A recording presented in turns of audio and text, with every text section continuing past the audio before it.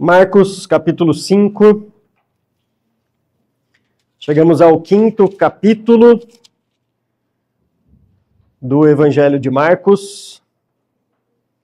No capítulo 5, como o Estevão já disse aqui, é uma daquelas famosas passagens que nós temos nos 3 evangelhos sinóticos, chamados sinóticos, Mateus, Marcos e Lucas.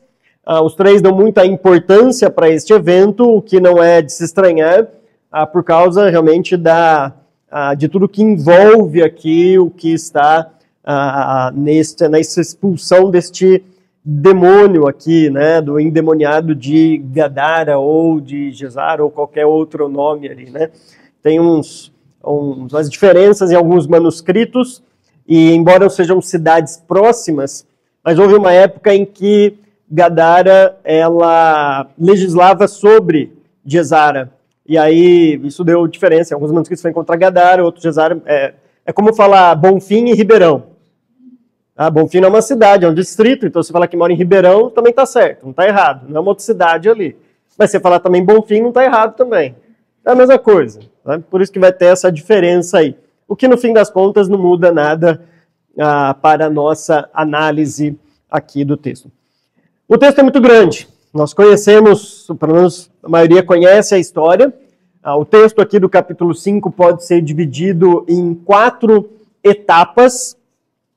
Em primeiro lugar, dos versículos 1 até o versículo 5, é nos apresentado este homem que está endemoniado.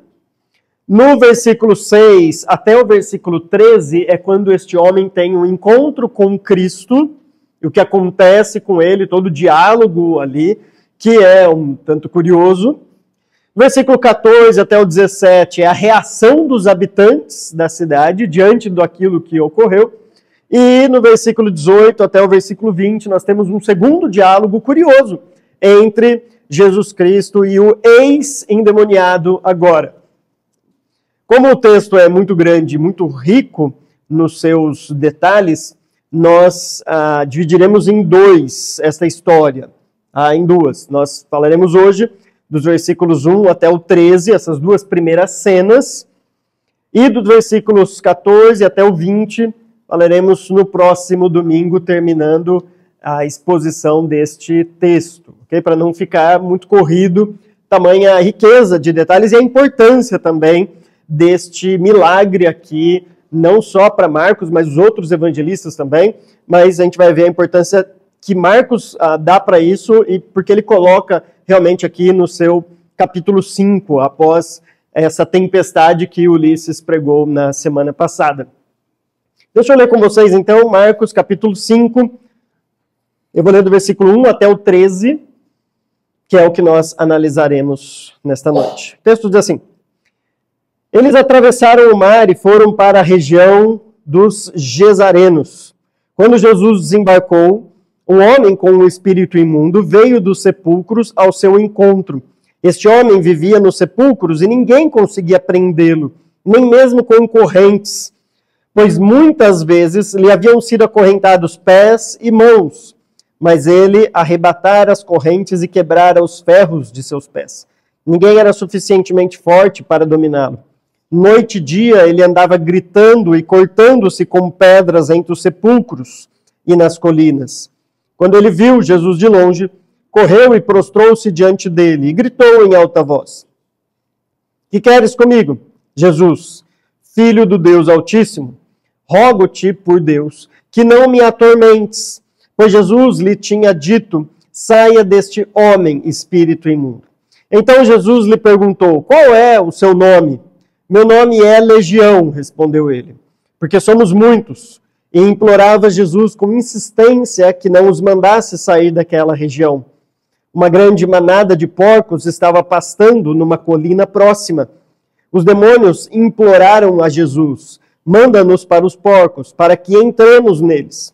Ele lhes deu permissão, e os espíritos imundos saíram e entraram nos porcos. A manada de cerca de 2.000 porcos atirou-se precipício abaixo em direção ao mar e nele se afogou. Até aqui o nosso texto.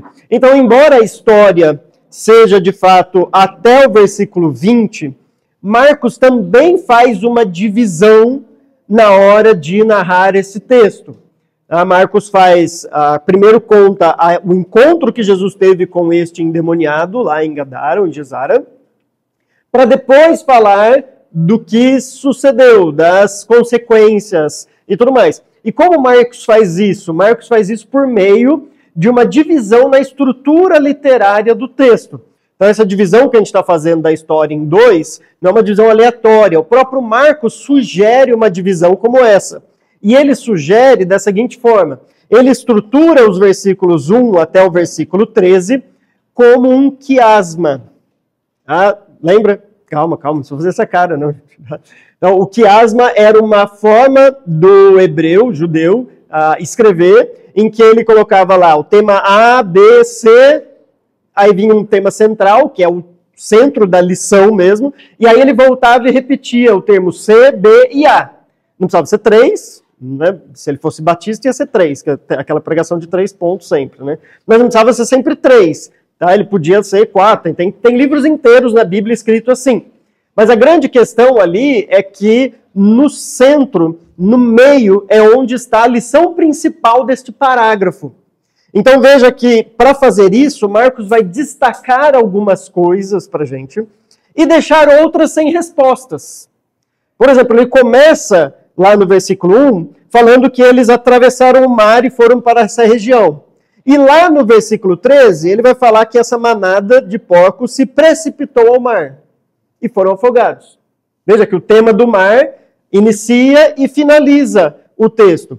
E a gente ficaria perguntando, esses porcos precipitaram ao mar e os demônios? Eles morreram com os porcos? Eles saíram enquanto os porcos estavam caindo, porque são espíritos? O que aconteceu com esses demônios?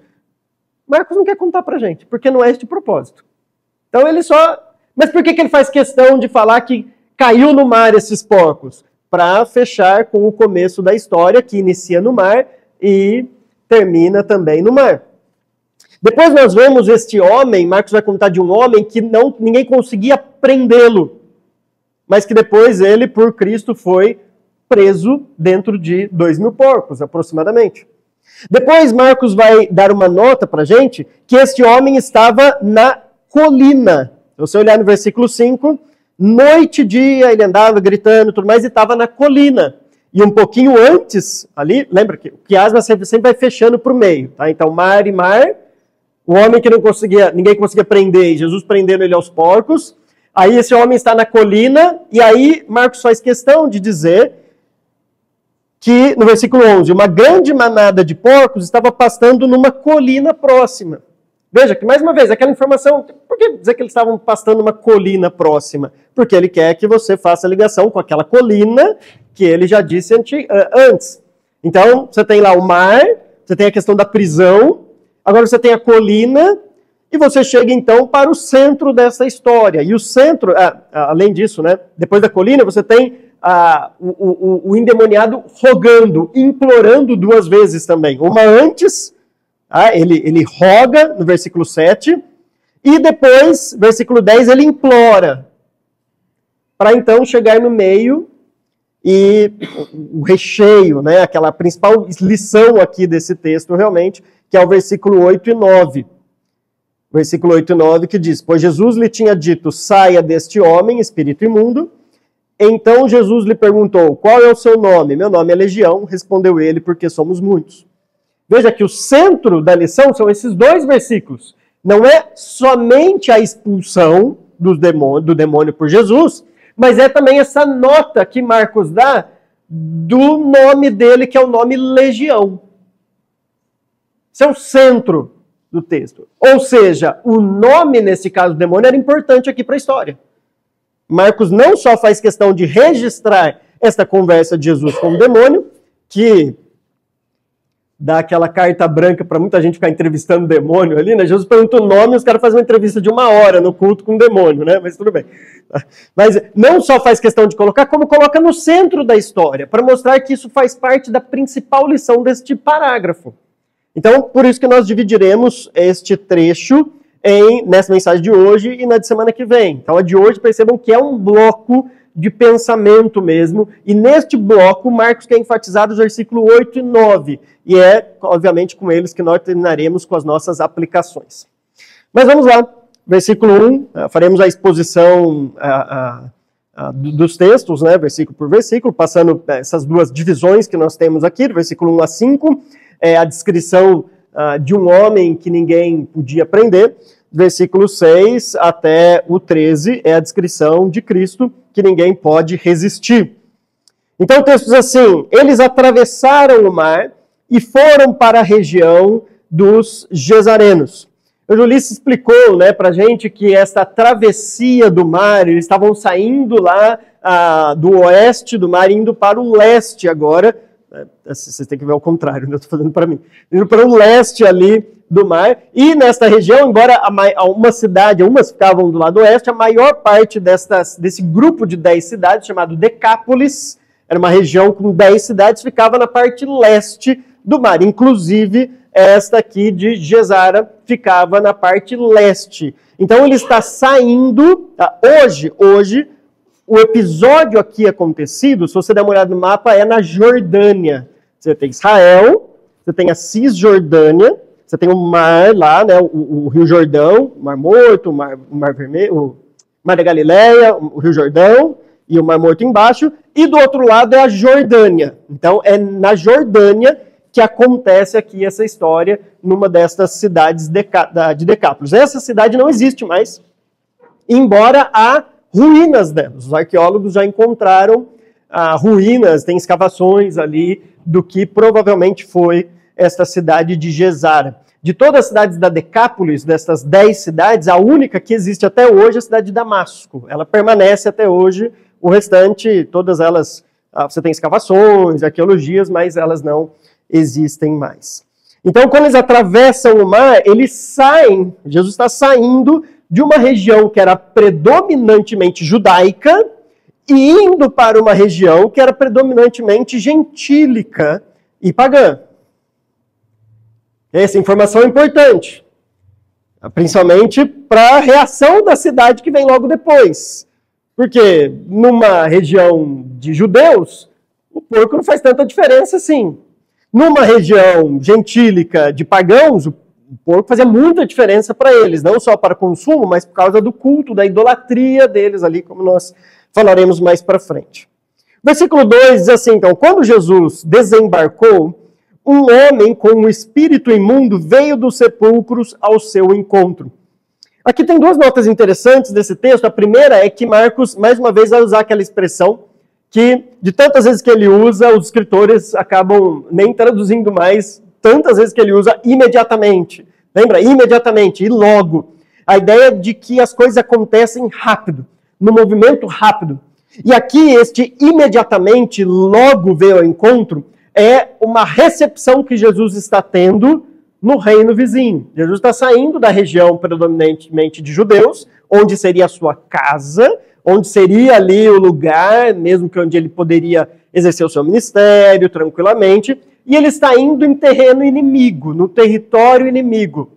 O que Jesus está fazendo aqui é basicamente o que Josué fez, só que agora em termos mais espirituais, não vencendo as batalhas, mas agora avançando em território inimigo. O que é muito pertinente para a gente, porque nós já vimos no Evangelho de Marcos como Marcos faz questão de mostrar Jesus como um rei que vem reivindicar o seu reino e que vai, de fato, como nós vimos nas parábolas, este reino vai ser vitorioso. E ele vai, de fato, conquistar os seus objetivos e os seus propósitos.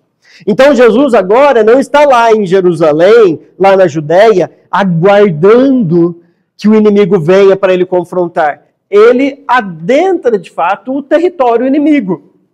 E nisso ele tem esta recepção.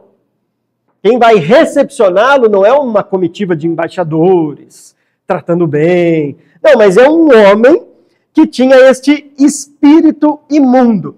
E aqui vem a segunda nota para a gente. Como Marcos quer enfatizar no versículo 9 essa ideia de uma legião, ele vai fazer isso por meio de um mistério, criando assim um tipo de suspense. E como ele faz isso? Ele faz isso mudando do singular para o plural.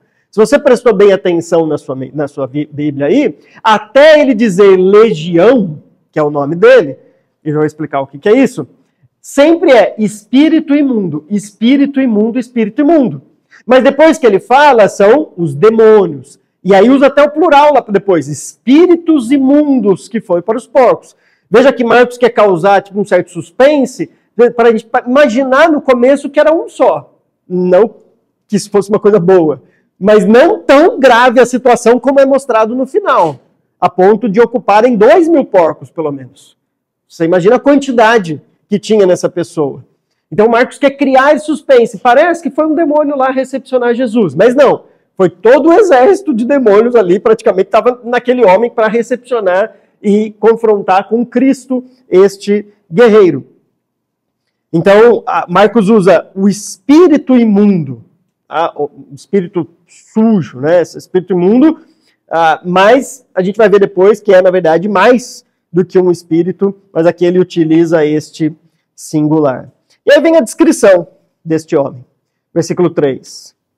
Esse homem vivia nos sepulcros, e ninguém conseguia prendê-lo, nem mesmo concorrentes, pois muitas vezes lhe haviam sido acorrentados pés e mãos, mas ele arrebatara as correntes e quebrara os ferros de seus pés. Ninguém era suficientemente forte para dominá-lo. Noite e dia ele andava gritando e cortando-se com pedras entre os sepulcros e nas colinas. Veja que a descrição dele beira um filme de terror. Você já andou em cemitério? À noite ainda? Você é doido de fazer isso, né? Fuja de lá. Não vai se aventurar para esse lugar. Tá? Mas imagina só uma cena dessa. Esse cara vivia ali entre os sepulcros. Aliás, a palavra sepulcro vai aparecer 3 vezes. E lembra, língua hebraica, quando usava 3 vezes, era para enfatizar, de fato, essa informação, dizendo, ali era o seu habitat natural. Ali, de fato, era onde ele se sentia bem. Ali é onde ele morava realmente. Então, por 3 vezes, ele estava nos sepulcros, ele não saía daquele ambiente ali, mas nem por isso deixava, de certa forma, de atemorizar toda a cidade.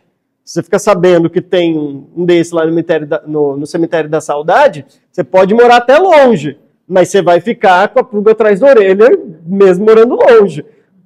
Dava uma atemorizada na cidade. Fora isso, ninguém conseguia prender ele. O que sugere pra gente que as pessoas tentaram fazer isso realmente. Foram lá, correntaram ele, vamos ver se a gente prende ele aqui, um sepulcro, faz alguma coisa. Mas ele quebrava facilmente essas correntes. Já pensou uma cena dessa? Você vai lá, põe uma algema nele. Chama o Vinicinho, vai lá, algema ele. Quando vai lá, solta a algema. Não, amarra ele com uma corda, põe lá. Ele solta dessa corda facinho. O que você faz? Acabaram as opções. O que sobra? O que você faz para conter uma pessoa dessa? Veja, ninguém podia fazer nada. Ou seja, o texto está mostrando para a gente que havia um problema ali e ninguém era capaz de resolver esse problema. Ou seja, ele era senhor sobre aquela situação. É ele que controlava, porque ninguém conseguia dominá-lo. Se ninguém consegue dominá-lo, obviamente ele é indomável. Ele está no controle da situação. Agora a gente entende por que essa história vem logo depois de Jesus acalmando o mar. Você tem um mar aparentemente indomável aqui. E agora você tem uma pessoa que é aparentemente indomável. Mas nós estamos diante de Jesus, que doma o mar e doma as pessoas. E doma os espíritos imundos. É aquele que de fato consegue controlar as coisas. É aquele que consegue controlar a situação quando parece que não há controle. Sabe quando algumas situações saem do nosso controle e você fala assim, não, agora parece que desandou de vez. Não tem mais o que fazer. Assim, não tem mais solução. Tem solução. Tem solução. Nosso Cristo é aquele que pode fazer todas as coisas. Ele doma o mar, os discípulos ficam perplexos com aquilo. É uma reação que é até incomum dos discípulos. Tanto temor que eles tiveram. E ele doma também alguém que está possuído de uma legião de demônios. Com a mesma facilidade. Com a mesma facilidade. Com a mesma palavra. E tudo isso, esses 2 milagres colocados aqui, e o que vem depois também, lembra? Estão dentro deste grande bloco que começou no capítulo 4 e vai até o final do capítulo 5. Nós não podemos perder isso de vista também. E agora eu vou dizer o porquê que Marcos coloca aqui estes três milagres, né? O terceiro, o 4, né? Porque o quarto é 2 em 1. É a filha de Jairo com aquela mulher lá, então 2 em 1, mas são esses 4 milagres em 3 cenas que ele coloca aqui. Além de tudo isso, o texto diz no versículo 5 que ele andava gritando e cortando-se com pedras. O texto, literalmente, aqui, na verdade, é rosnando. É um termo usado para um grito de um animal. Sabe, grunhindo, rosnando. Você já pensou que macabro isso? E se cortando com pedras ainda. Veja que o que Marcos está descrevendo para a gente é exatamente o oposto do que Cristo oferece no seu reino. Quando a gente compara a descrição desse endemoniado, por exemplo, com Adão, você vê Adão chamado pelo nome, esse homem nem nome tinha, é um homem que estava endemoniado, e a gente sabe a importância do nome na cultura hebraica. A gente vê que Adão vivia no paraíso, esse homem vivia nos sepulcros. Adão tinha total liberdade para tomar decisões, esse homem estava preso ali. E Adão tinha total capacidade de andar com Deus, como de fato ele andava, a possibilidade de amar o próximo como a si mesmo, enquanto esse homem atemorizava toda a cidade e se prejudicava. Então, o que Jesus Cristo vem para fazer, quando há esta cura aqui, Marcos está dizendo, Jesus vai consertar todas essas coisas. E o reino de Deus vem justamente para nos dar e corrigir todas essas coisas aqui. Tipo, a gente não vai ter mais um lugar como os sepulcros de habitação. Aí você fala, não, mas eu não vivo no cemitério. Não, mas o nosso coração vivia nos cemitérios, vivia nos sepulcros. É lá que nós habitávamos, com os mortos, lembra? Nós estávamos mortos dos nossos delitos e pecados. Jesus Cristo vem para nos libertar disso. Jesus Cristo também vem para nos dar a verdadeira liberdade. Paulo fala, foi para a liberdade que Cristo vos libertou. Estávamos presos, embora ninguém conseguisse prender-nos. Agora, submissos por Cristo, né, debaixo do senhorio de Cristo, nós somos verdadeiramente livres. Nós recebemos um novo nome na salvação também. E nós agora começamos a caminhar com Deus, não mais gritando, rosnando por aí. Mas Paulo vai escrever em Efésios, né, louvando, cantando, dando graças continuamente a Deus. Então aqui parece ser simplesmente, e entendam isso simplesmente, tá? Não de maneira simplista, simplesmente Jesus libertou um demônio. Mas na história de Marcos aqui, Marcos está mostrando um rei que está dando um prenúncio de como será o seu reino. Colocando um pouco de açúcar na nossa boca, sabe? Dizendo assim, ó, é mais ou menos assim que as coisas vão acontecer. Aliás, todos os milagres são, na verdade, uma antecipação daquilo que nós veremos no céu, que é, de fato, onde não haverá nenhum desses problemas para serem resolvidos. E toda vez que Jesus faz um milagre, ele está antecipando o reino vindouro dele aqui. Então, essa é a descrição deste homem que acontece com ele. Versículo 6, então, vai mostrar a segunda parte dessa história, que é quando ele se encontra, então, com Cristo. O texto diz assim, quando ele viu Jesus de longe, correu e prostrou-se diante dele e gritou em alta voz, que queres comigo, Jesus, Filho do Deus Altíssimo? Rogo-te, por Deus, que não me atormentes. Veja que há muitas coisas estranhas nesse texto, porque a gente está falando de um demônio. Mas o demônio, quando vê Jesus Cristo, identifica-o no meio de todos os outros. É para ele que ele vai correr. De alguma maneira, o demônio tinha consciência de que aquele que estava ali desembarcando não era como os discípulos que provavelmente estavam juntos ali, ou aqueles outros que estavam acompanhando ele. Porque lembra, quando ele ficava sozinho, na verdade era só sem a multidão, mas tinha uma gama de gente com eles ali. Então, o demônio não vai para nenhum desses. O demônio, de maneira estranha, vai direto para Jesus, reconhece de fato quem é Jesus. Mas não só isso, o texto usa uma linguagem aqui de prostrar-se, que é uma linguagem própria de adoração. É um termo usado para adoração nas Escrituras. O demônio vai lá, ele ajoelha mesmo, ele se prostra diante do Rei dos Reis. No fim das contas, o demônio tem ótimas informações a respeito de Cristo. E ele não duvida disso. Ele não diz assim, ó, dizem aí que você é filho de Deus. Dizem por aí. Não, ele fala, Jesus, filho do Deus Altíssimo. O demônio não duvida dessas coisas. Ele sabe de fato quem é Cristo. E ele sabe, inclusive, o que Cristo pode fazer com ele. Quando ele fala, não nos atormentes. Ele sabe o que Cristo pode fazer com ele a qualquer momento. E eles sabem o que, de fato, um dia vai acontecer com eles. Mas o que isso nos mostra é que meras informações não são suficientes para transformar vidas. Interessante porque Marcos, ele é um livro, um evangelho que descreve os discípulos sempre duvidosos, sempre num processo de entendimento, sempre assim, ainda não compreendendo realmente quem é Cristo. É o evangelho que mais demonstra essas falhas nos discípulos, mas é o evangelho que mais demonstra a teologia boa dos demônios.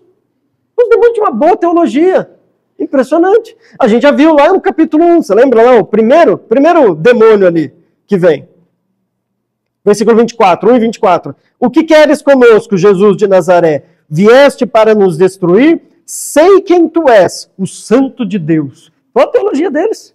Boa, o Santo de Deus. Aqui ele fala, Jesus, filho do Deus Altíssimo. Os discípulos ainda não tinham esse conhecimento. Os discípulos ainda não entendiam assim. Mas os demônios, sim. A grande diferença não é a informação que a pessoa tem, a quantidade de informações que ela tem. A questão é se diante dessas informações ela submete de fato aquilo que ela entende, aquilo que ela crê. Se isso faz sentido na sua vida. Os demônios tinham muitas informações, mas nem por isso eram salvos, nem por isso glorificavam a Deus, nem por isso faziam aquilo que Deus se agradava. Os discípulos estavam num processo de construção das suas informações no Evangelho de Marcos. Mas nós vemos discípulos tentando de alguma maneira ali, dando cabeçada, mas tentando viver e confiar e acreditar realmente em tudo aquilo lá, embora diante das suas falhas. E a gente sabe no livro de Atos o que aconteceu com esses discípulos. Então, ele corre, o que é estranho, ele adora, o que é estranho, e depois ele roga a Deus, rogo-te por Deus, que não me atormentes. Aliás, ele roga em nome de Deus, né? Veja que há muitos cristãos que deveriam ter o temor dos demônios aqui. Tem muito cristão mandando em Deus. Tem muito cristão ordenando o que Deus tem que fazer. Decretando o que Deus tem que fazer. Esse cristão deve aprender com o demônio. Porque diante de Deus, a gente não ordena, a gente roga, a gente suplica, a gente implora, a gente ora, a gente clama diante dele. Não determina. A gente não tem como, a gente não é senhor da situação. Senhor da situação aqui é Jesus Cristo. Aparentemente, era um homem que ninguém conseguia conter. Mas agora, este que parecia que ninguém ia conter, na verdade mostra quem está no comando. É como você lê os evangelhos, e parece que Herodes está no comando, Pilatos está no comando, porque acontece ali na Judéia, quem era rei da Judéia era Herodes e tudo mais, né? Você lê o livro de Atos e tudo mais. Aí quando fala o nome de César, aí até eles, opa, não, o imperador é César, né? Herodes era um rei ali, mas parece que eles estão no comando. Aí Paulo fala assim, eu apelo para César. Aí eles, poxa, agora a gente não tem nada para fazer. Você vê que, na verdade, assim, eles estão lá mandando, mas não é quem tem, de fato, o poder mesmo sobre todas as coisas ali no Império. Quem tinha poder eram os imperadores, e não os reis das províncias e das regiões. Então, parece que esse demônio tem muita autoridade aqui nessa região que ele vive, mas quando chega Cristo, a gente vê que, na verdade, ele dá aquela murchada e reconhece, de fato, de quem é a autoridade. Versículo 8, então, pois Jesus lhe tinha dito, saia deste homem, espírito imundo. E aí vem este versículo 9, que para a gente pode parecer um pouco também enigmático. Então Jesus lhe perguntou, qual é o seu nome? Meu nome é Legião. Devia ser de Brasília lá, né? Não por causa dos políticos, por causa da banda, né? Vocês lembram? E ali parece... Meu nome é Legião, respondeu ele, porque somos muitos. Por que essa informação? Uma legião romana, a legião era um destacamento do exército, tá? Um grupo do exército. Tinha vários tipos dependendo da época. Tinha umas que ia de 3.000 a 4, 5, depende. Nesta época, uma legião consistia em aproximadamente 6.000 homens. Então, uma pessoa que liderava 6.000 homens liderava uma legião no exército. A gente não sabe exatamente quantos tinham. Mas chutando alto, aí tinha 6.000. Chutando baixo, tinha 2.000. Porque quando eles vão para os porcos, os 2.000 porcos vão um precipício abaixo. Então, pelo menos tinha um para cada porco ali. Ou seja, é difícil imaginar. Alguém possesso por mais de 2.000 demônios, espíritos imundos. Difícil imaginar uma coisa dessa. Difícil entender como pode isso. Então, a gente sabe, o espírito não tem corpo, é espírito, então ele não ocupa um lugar no espaço. Não é que não cabe ali, não tem espaço, é um espírito. Mas é difícil para a gente assim, como 2, 3, 4.000 demônios numa pessoa? É algo assustador, realmente. Eu vou terminar com esse trecho, então nós vamos continuar e eu volto para ele depois. E implorava a Jesus, com insistência, que não os mandasse sair daquela região. Como o texto é cheio de enigmas, vem mais um desses enigmas para a gente. Porque os demônios ali não queriam sair daquela região. Alguns entendem que esta região se refere aos sepulcros, aquele lugar onde eles habitavam. Tipo assim, aqui é a nossa casa, e como aqui é a nossa casa, a gente quer ficar por aqui. Então, se for mandar a gente sair desse homem, permite que a gente fique aqui nos sepulcros, habitando ali. Mas é pouco provável que Marcos tenha isso em mente, porque ele já usou essa palavra região aqui no texto. Ele usou quando ele vai lá no versículo 1, dizendo que eles chegaram para a região dos Gesarenos. É a mesma palavra usada ali. Então eles chegaram na cidade, naquela região, e os demônios não queriam sair daquela região, daquela cidade. Então eles não queriam ser mandados embora daquela cidade. E entra na pergunta, por que isso? Por que não querer sair daquela cidade? Bem provável, o que pelo menos eu entendo ser a explicação mais provável aqui, eu falei que Jesus estava adentrando o terreno dos inimigos, o terreno mesmo dos gentios. Tá? E havia uma questão naquela época de uma espécie de jurisprudência. Jurisprudência. Quando Adão perdeu o reino ali para Satanás, quando ele peca e tudo mais, aquela questão, Satanás toma conta de toda a bagaça aqui. Ele é o príncipe do poder do ar, ele tem autoridade sobre esses reinos aqui. Tanto é que Deus, em Gênesis 12, ele vai criar um povo para si e não vai pegar um povo que já existe para chamar de seu. Ele cria um povo do zero.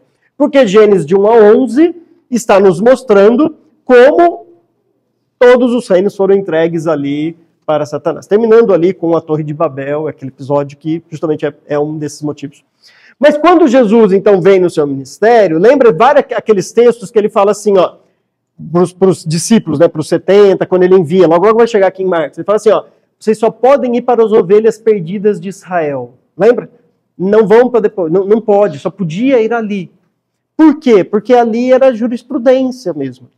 Os demônios estavam em casa, fora daquela região. Agora, lembra? Se Jesus mandasse eles para fora, da onde ele veio, para onde eles iriam? Eles iriam para a região da Judéia. Entenderam mais ou menos? Então, o que eles queriam ali era ficar ainda num terreno confortável. Eu sei, eu também, às vezes é difícil para entender essas coisas. Eu também tenho dificuldade. Fica tranquilo.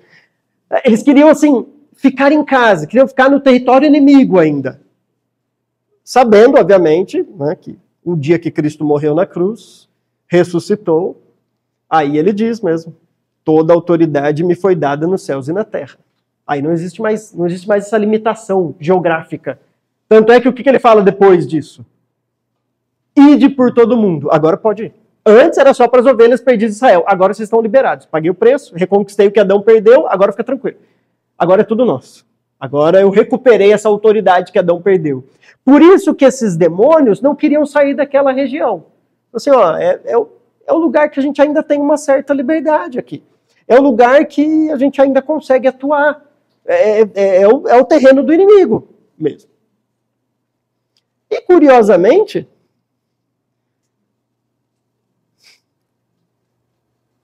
cadê? O versículo 11, né?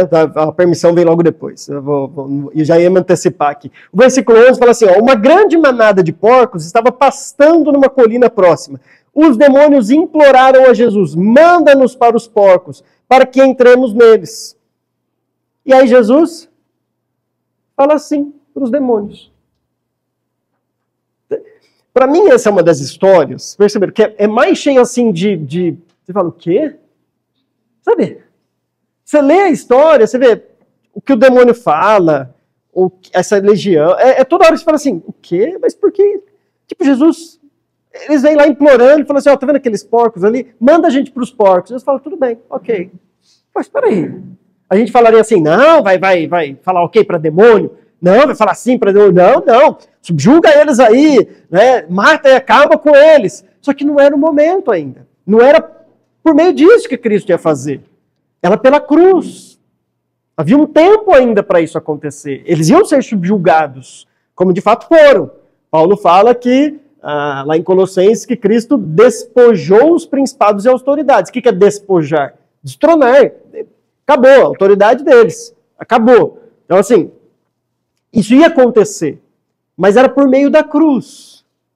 Por isso que Jesus dá essa colher de chá para eles. Assim. Por enquanto.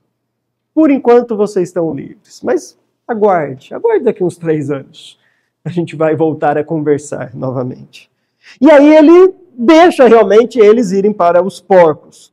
Tá, os porcos aqui eram utilizados nesta região de Decápolis. Decápolis foi toda Decápolis, nessas 10 cidades, foram cidades fundadas por gregos. E uma dos cultos que os gregos ofereciam era justamente a adoração a um determinado deus, ali eu não vou lembrar o nome, mas a adoração a esse deus era feita por meio de sacrifício de porcos. Então eles matavam o porco ali em sacrifício e depois comiam essa carne. Então os porcos eram muito importantes realmente naquela região. Se fosse para judeus, nem ia ter muito porco lá, porque criar porco no território judeu, você ia ficar pobre. Ninguém ia comprar seu porco, né? O que eles vão fazer com porco, vocês não comem porco. Naquela região, não. Naquela região, era muito importante. E esses porcos provavelmente iriam para esses templos idólatras depois. No culto, aos ídolos e tudo mais. Você não sabe se é isso que os demônios tinham em mente, né? Deixa a gente pegar o caminho de volta ali para os templos dos ídolos e tudo mais. Mas, no fim das contas, os porcos são mais prudentes e preferem, né? Uma manada de cerca de 2.000 porcos atirou-se precipício abaixo, em direção ao mar, e nele se afogou. Eu falo que a manada é prudente, lógico, o texto está descrevendo aqui de um jeito assim, mais um desses curiosos aqui dessa narrativa. Porque o texto diz que o jeito que escreve esse precipitou-se, a ideia aqui é como se eles tivessem tomado essa decisão. Os porcos, tipo assim, olhar, o que está acontecendo? Não, vamos se matar. A gente prefere se matar do que ter esses demônios aqui. É cômico, mas é exatamente assim que o texto é descrito. É como se eles tivessem tomado a decisão de falar assim, não, longe da gente ter demônio, a gente prefere se matar e atirar no precipício abaixo do que ter estes demônios no seu corpo. No fim das contas, os porcos aqui são mais sensatos que o próprio homem, endemoniado antes, e que a própria população da cidade, como a gente vai ver na próxima mensagem. E o texto termina assim. E nele se afogou. Como eu disse, não fala o destino desses demônios, que aconteceram com esses 2, 3.000, 4.000 demônios. Porque não é essa a ideia do texto. Não é isso que Marcos tem em mente. A gente talvez queria, querendo saber. Pô, ele mandou para os porcos morreram. E aí?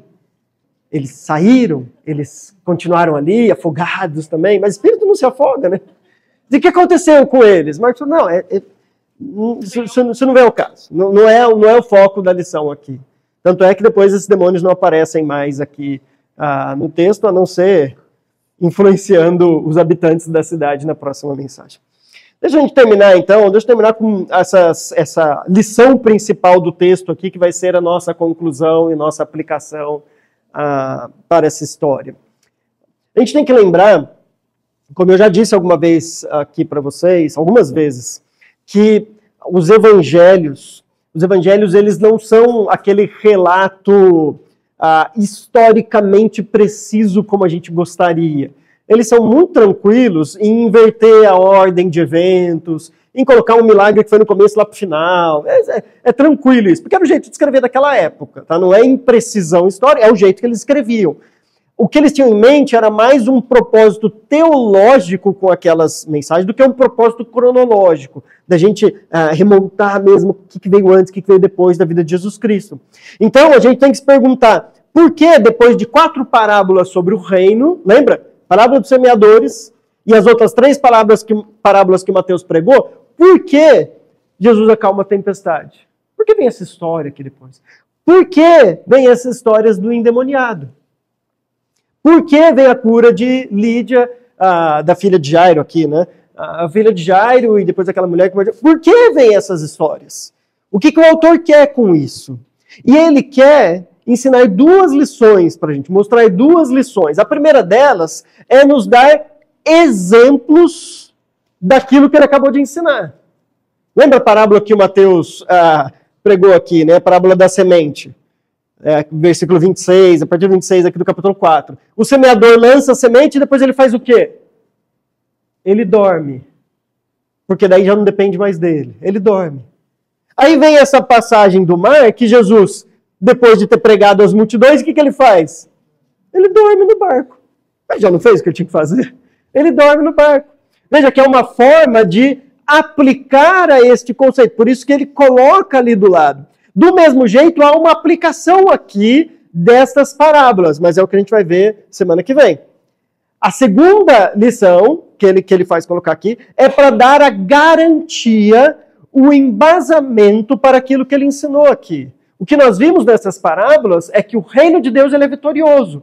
A parábola do grão de mostarda fala que o reino de Deus parece uma sementinha pequenininha, mas que depois ele cresce e vira uma árvore que as aves vão lá fazer o seu ninho. É um reino que vai ser gigantesco, que cresce, que é vitorioso.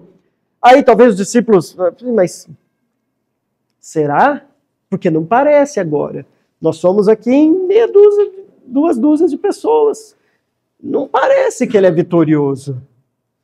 Mas nós estamos falando de alguém que tem controle sobre a natureza e acalma a tempestade quando quiser. É Senhor sobre a natureza, porque ele criou a natureza. E nós estamos falando de alguém que tem poder sobre o império das trevas. E aí é por isso que Marcos faz questão de colocar esse legião. Quando a gente ouve esse legião, a gente fica com 2 reações. A gente fica primeiro assim, ó. Caramba, o império das trevas é poderoso, realmente. Você não pode achar que é bobeirinha. Você imagina uma pessoa sendo subjugada por mais de 2.000 demônios? Não é brincadeira. Não é uma coisa... Pô, coitado desse cara, já pensou o que ele passou na vida dele? Assim, Satanás destrói mesmo a vida das pessoas. Mas, por outro lado, isso valoriza a vitória. A gente olha e fala assim, opa, mas Jesus expulsou uma legião tão fácil assim? Aquilo que pra gente nos choca, é só assim, saia deste homem, espírito imundo. Ele não fez mais nada além disso. Deus tinha dito para ele, saia deste homem. E a legião obedeceu ele. Então sabe quando você tem você está participando de algum esporte, alguma coisa, aí você está na final, o seu adversário se machuca, não pode participar, você vai lá e recebe troféu. Mas vai ficar aquele gostinho, né, do tipo, será que você venceria ele em bom estado? Será que você...